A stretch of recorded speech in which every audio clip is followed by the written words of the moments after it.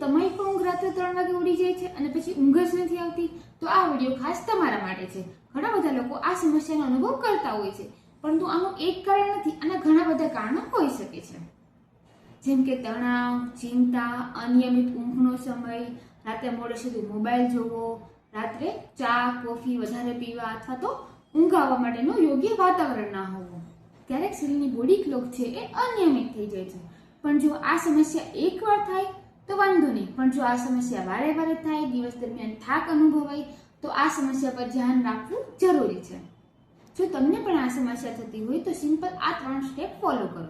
સુવાના 30 minute પહેલા મોબાઈલથી દૂર રહો, સાંજે કેફીનનું પ્રમાણ ઓછું રાખો અને દરરોજ નિયમિત સમયે સુવાનો પ્રયત્ન કરો.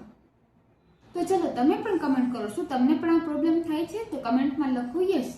યાદ રાખજો, સારી ઊંઘ થવી એ સારી તંદુરસ્તી માટે ખૂબ જ મહત્વની છે. Thank you.